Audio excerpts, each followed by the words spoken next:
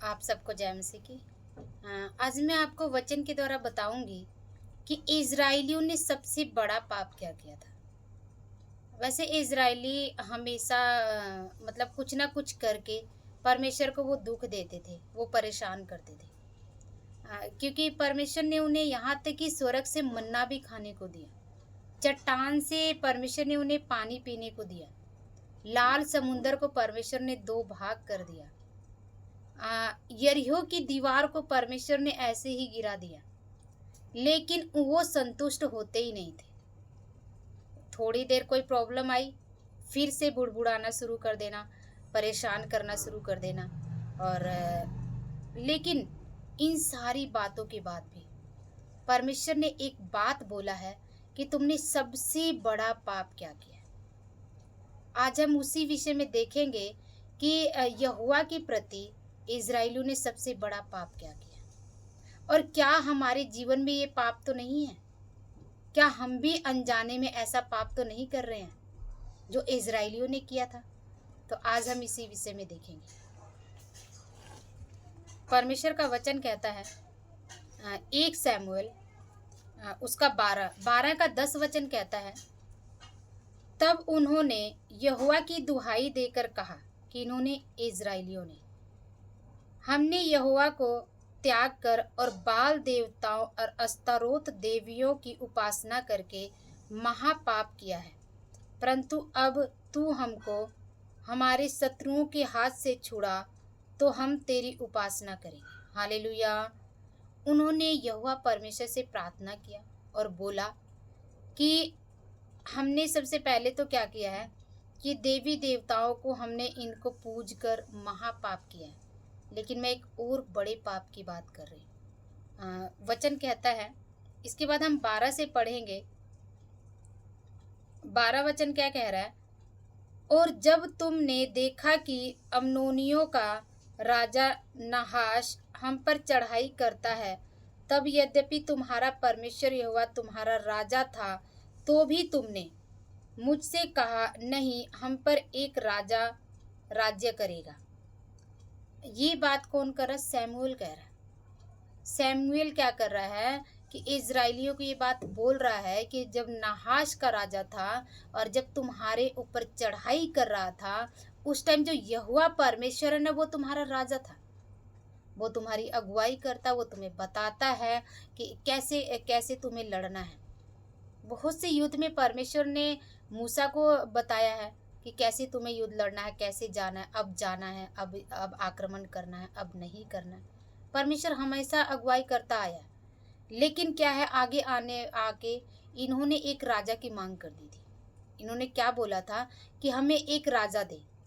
जैसे लोगों के पास राजा है, लोगों के पास राज्य कर रहे हैं, वैसे तू हमें भी राजा दे। वहाँ पे यदि हम पीछे पड़ते हैं तो यहोवा परमेश्वर ने बोला शमूएल के, शमूएल तो इन्हें राजा दे दे, लेकिन इन्हें साथ में बता दे कि ये राजा जो ये कैसे कैसे काम करेगा। परमेश्वर ने इन्हें बोला हुआ है, पीछे जब वचन पढ़ते हैं तो परमेश्वर ने बोला है कि जिसको तुम राजा बना रहे हो ना, वो तुम्हारे साथ बहुत ही बेकार व्यवहार करेगा। मतलब तुम्हारे जो बच्चों को वो ले जाकर वो क्या करेगा कि गुलाम बनाएगा और तुम्हें बहुत यातनाएं देगा। लेकिन इसके बाद भी इज़राइलियों की बुद्धि जो है ना, वो भ्रष्ट हो जाती है हर बार, और वो हमेशा कहते नहीं, हमें फिर भी राजा चाहिए। मतलब वो क्या करते, जिद करते हैं कि हमें बस राजा चाहिए, हमारे ऊपर कोई अधिकार करे। जैसे उन्हें आदत पड़ गई थी मिस्र में कि बस एक राजा है जो हम पर अधिकार कर रहा है, हमें सता रहा है, हमें परेशान कर रहा है, तो इनको ये आदत पड़ गई थी कि हमें एक राजा चाहिए। इसीलिए यहाँ पे शमूएल उन्हें कह रहा है कि तुम्हारे ऊपर परमेश्वर राजा था, लेकिन तुमने ऐसा करके बहुत बड़ा पाप किया। मैं इसी पाप के बारे में बात कर रही हूँ कि ऐसा तो नहीं हमारे जीवन में भी हमने किसी और को राजा बना दिया। ऐसा तो नहीं है कि हम प्रभु यीशु मसीह को, प्रभु यहोवा को अपने जीवन का राजा ना बनाकर हमने किसी और को बोल दिया। हम मुंह से तो मानते हैं कि हमारा राजा परमेश्वर है, लेकिन क्या हम उसको इतना समय दे रहे हैं? क्या हम उससे प्रार्थना हर एक बात के लिए कर रहे हैं? क्या हम उससे हर एक बात को करने से पहले पूछ रहे हैं? यदि हम हर एक बात करने से पहले परमेश्वर से पूछते हैं और उसके अनुसार अपने जीवन को जी रहे हैं, तब तो यहोवा हमारा राजा है।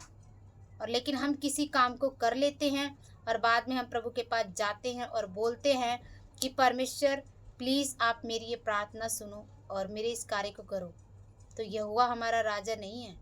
हमने अपना काम उसके ऊपर थोप दिया। हालेलुया। तो मैं इसी बारे में यहाँ पे वचन के द्वारा मैं बता रही हूँ। 13 वचन कह रहा, अब उस राजा को देखो जिसे तुमने चुन लिया और जिसके लिए तुमने प्रार्थना की थी। देखो यहोवा ने एक राजा तुम्हारे ऊपर नियुक्त कर दिया है। सैमुएल बोल रहा है, कह रहा यदि तुम यहोवा का भय मानते, उसकी उपासना करते और उसकी बात सुनते रहते, तो यहोवा की आज्ञा को टाल कर उससे बलवा न करो। और तुम और वह जो तुम पर राजा हुआ है, दोनों अपने परमेश्वर यहोवा के पीछे पीछे चलने वाले बने रहो, तब तो भला होगा।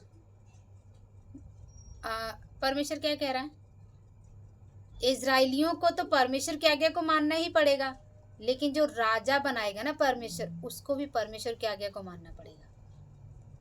पहला राजा जो इजराइलियों का पहला राजा बना था ना, वो साउल बना था।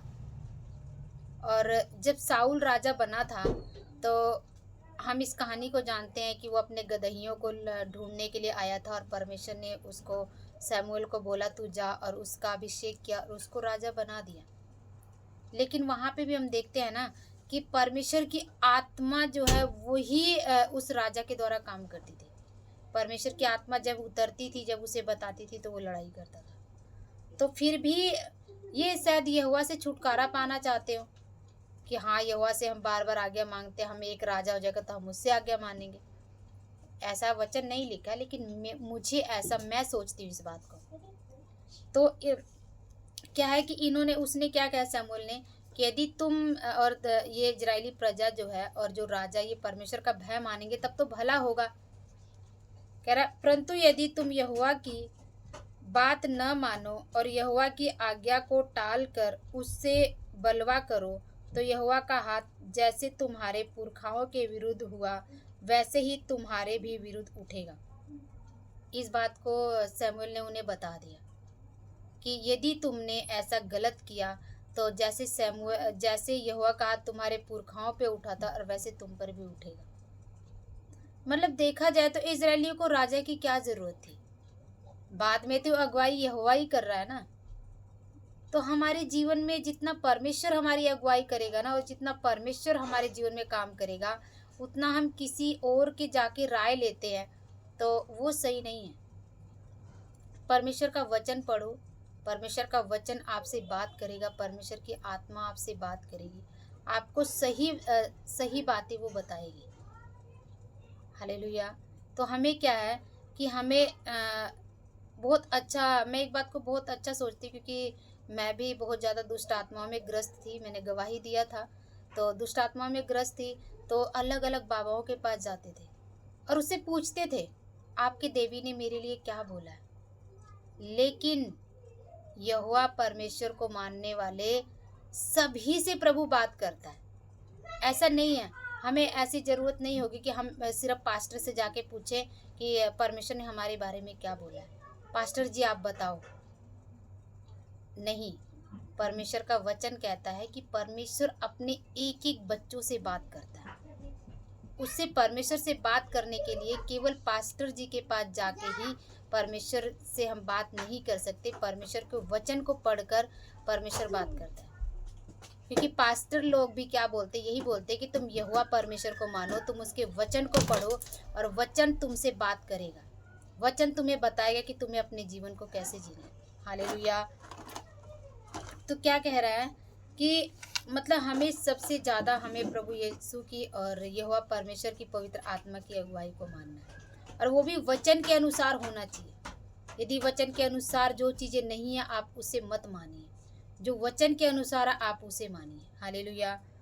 कह रहा इसलिए अब तुम खड़े रहो और इस बड़े काम को देखो जिसे यहोवा तुम्हारी आंखों के सामने करने पर है। अब परमेश्वर यहाँ पे फिर अपनी शक्ति दिखा रहा है। इजराइलियों के सामने, वो हमारे सामने भी ऐसा करता है। क्योंकि हम जब भटक जाते हैं तो परमेश्वर परेशान हो जाते हैं कि मेरे बच्चे इतना अच्छे से मेरे चरणों में चल रहे थे और क्यों भटक गए। कह रहा आज क्या गेहूं की कटनी नहीं हो रही है? शमूएल ये बात बोल रहा है इजराइलियों को। मैं यहोवा को पुकारूंगा और वह मेघ गरजाएगा और मेघ बरसाएगा, तब तुम जान लोगे और देख भी लोगे कि तुमने राजा मांग कर यहोवा की दृष्टि में बहुत बड़ी बुराई की है। कटनी के समय पर जब गेहूं की कटनी होगी तो जब बारिश होगी तो क्या होएगा? सब फसल नाश हो जाएगी और खाने के लिए कुछ नहीं रहेगा। यहाँ पे शमूएल परमेश्वर की सामर्थ के बारे में बता रहा है। ऐसा करके परमेश्वर को मुझे नहीं लगता कि अच्छा लगा है, लेकिन परमेश्वर भी परेशान हो गया उनसे, उन्हें बता रहा है कि मेरी सामर्थ क्या है। तुम मुझे ही राजा मानो ना, तुम किसी इंसान को क्यों राजा मान रहे हो? हालेलुया। तो परमेश्वर क्या कह रहा है? शमूएल कह रहा है कि मेघ बरसेगा और सब कुछ नष्ट होगा। तो हमारे जीवन में यदि हम प्रभु को छोड़कर और किसी के पीछे भागते हैं, किसी भी इंसान के पीछे भागते हैं, तो परमेश्वर कह रहा है फिर उनके जीवन में भी ऐसा ही होगा। ऐसा वचन बोल रहा है।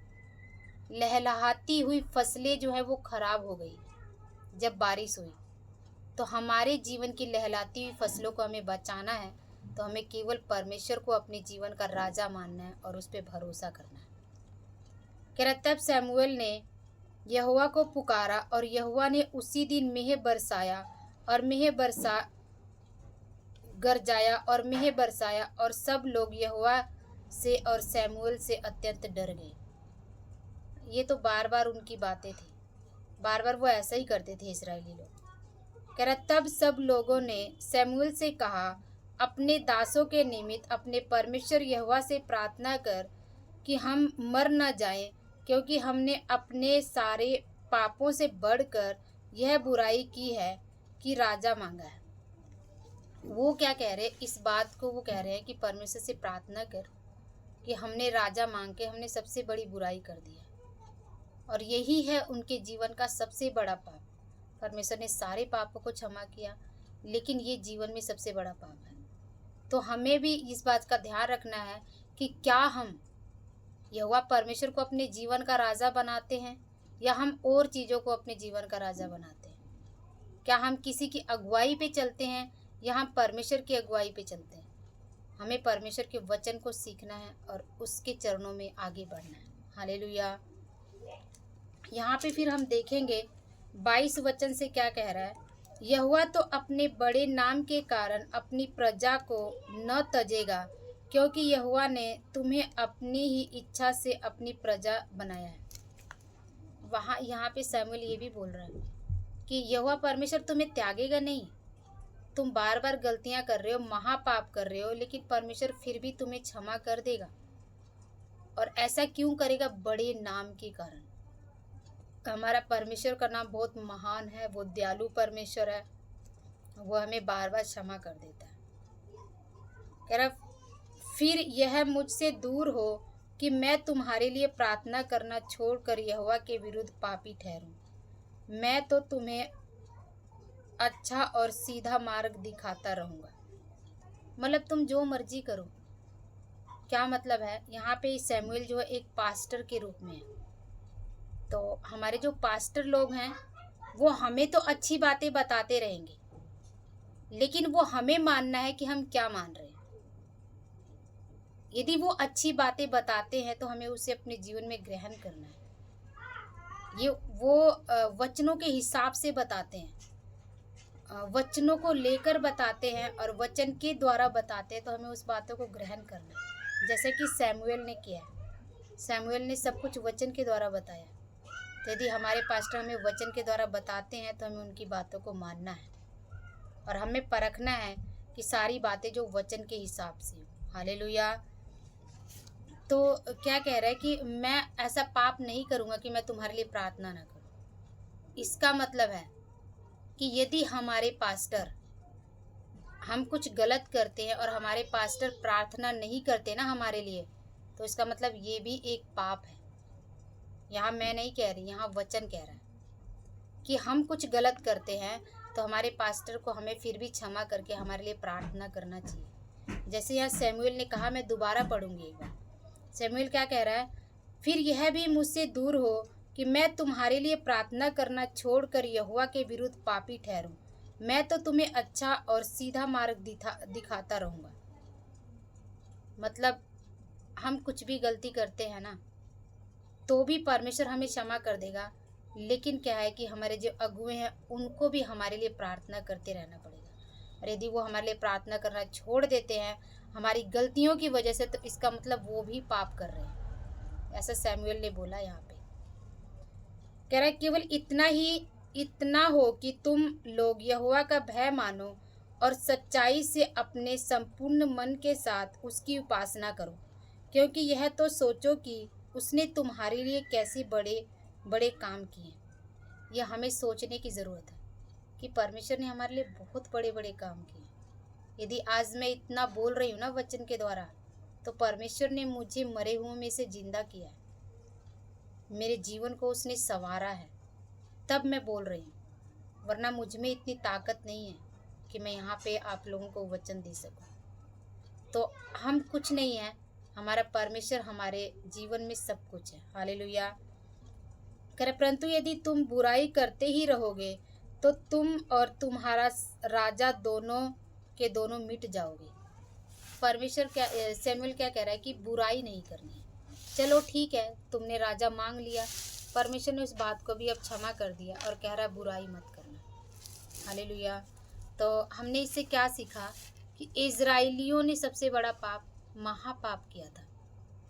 पहला पॉइंट क्या, यहोवा इजराइलियों का राजा रहना चाहता था, लेकिन उन्होंने प्रभु का इनकार करके अपने लिए मनुष्य को राजा बनाने की मांग किया। तो हमें कभी भी मांग नहीं करनी है, हमें केवल प्रभु को अपने जीवन में राजा बनाना है। हमें अपने जीवन में किसी को भी परमेश्वर का स्थान नहीं देना है। दूसरा क्या है कि यह बात प्रभु को अच्छी नहीं लगी।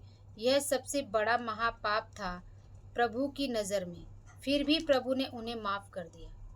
परमेश्वर माफ़ी देने वाला परमेश्वर, और उसने अपने बड़े नाम के निमित्त ऐसा किया है। और प्रभु कहता है कि इजराइलियों को मैंने अपनी इच्छा से अपनी प्रजा बनाया है। तो उसने हम सभी को ना, अब हम सभी इजराइली ही हैं, और उसने क्या किया कि हम सभी को अपनी प्रजा बनाया, उसने हम सभी को बुलाया। हालेलुया। तो यदि हमारे जीवन में कुछ ऐसा हुआ है कि हमने मतलब परमेश्वर को पहला स्थान ना देकर किसी और को पहला स्थान दिया है और परमेश्वर को अपने जीवन का राजा नहीं बनाया है, तो हमें वापस फिरना है और हमें परमेश्वर को अपने जीवन का राजा बनाना है। हालेलुया। और यदि कोई प्रभु यीशु मसीह को नहीं मानता है, तो मैं फिर से यही बोलूँगी, आप प्रभु यीशु मसीह को अपना उद्धारकर्ता माने, परमेश्वर आपके जीवन में बड़े बड़े काम करेगा। आप बस एक बार प्रभु यीशु मसीह को मान के देखें। प्रभु का वचन कहता है, मुझे परख कर देख, मैं कैसा भला परमेश्वर हूँ। हालेलुया। प्रभु आपको इन वचनों के द्वारा आशीष दे। आप सभी को जय मसीह।